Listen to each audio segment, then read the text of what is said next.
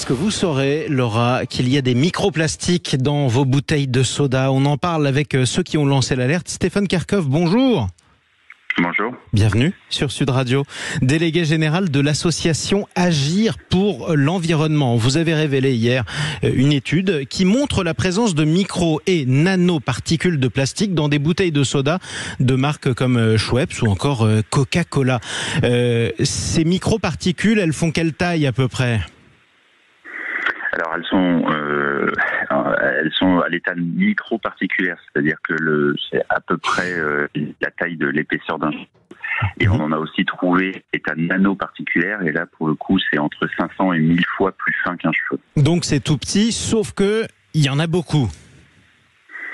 Il y en a de plus en plus à mesure qu'on ouvre le bouchon fréquemment. Voilà, c'est un peu l'objet de notre étude, c'est qu'on a cherché à compléter une première étude qu'on avait faite il y a 2 ans. On avait ouvert des bouteilles d'eau une fois, et à l'époque on s'était dit, en fait, ce n'est pas totalement raccord avec l'utilisation qu'en font les consommateurs, notamment pour des bouteilles d'1,5 litre. On va pas l'ouvrir en une seule fois, mais 5, 10, 20 Évidemment. fois. Et du coup, on a voulu voir quelle était l'évolution de la concentration des micro- et nanoparticules. Alors, si on se donne une image à peu près, imaginons qu'on ait une bouteille, il n'y en a pas, mais une bouteille d'1 litre de soda gazeux. Dedans, vous avez combien de micro- ou nanoparticules de plastique ?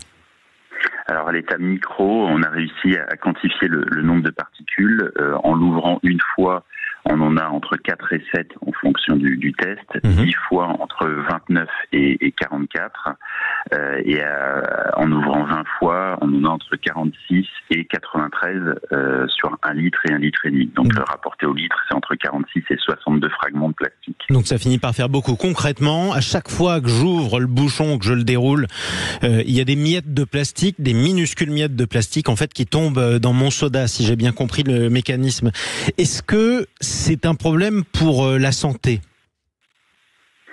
C'est un problème en tout cas pour les industriels qui devraient éviter d'exposer les consommateurs à des fragments de plastique dont on ne sait pas grand-chose, si ce n'est qu'à l'état nanoparticulaire du fait de leur petitesse.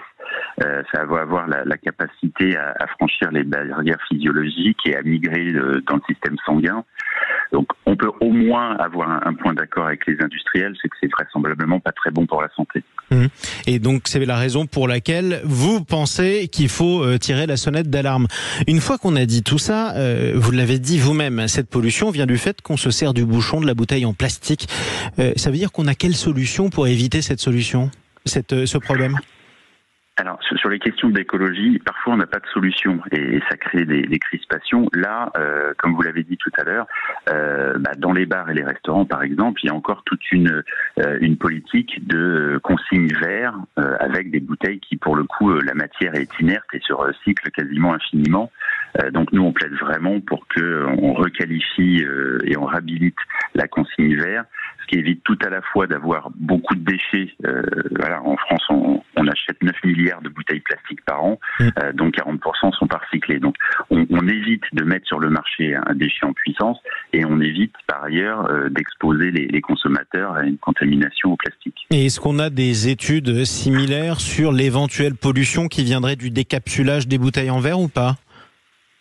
Non, nous on n'a pas encore fait ça. Après, vraisemblablement, on avait fait une comparaison à partir de la littérature scientifique sur les microparticules dans l'eau du robinet et dans l'eau embouteillée, et on avait constaté une moindre exposition quand on utilisait l'eau du robinet. Donc vraisemblablement, quand on utilise une bouteille en verre, l'exposition devrait être moindre. Oui, et d'ailleurs, il y a une logique à tout ça, c'est que de toute façon, si vous avez une bouteille en verre et que vous la décapsulez, par définition, vous la décapsulez qu'une seule fois, alors que le bouchon en plastique qui se déroule, eh bien lui, vous l'ouvrez et le fermez plusieurs fois. Merci beaucoup, Stéphane Kerkhoff, délégué général de l'association Agir pour l'environnement. Il est 7h15 sur Sud Radio.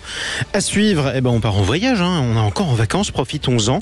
On part en voyage avec une kinésithérapeute. Ça va peut-être vous intéresser si vous avez mal aux articulations ou alors au dos. À tout de suite.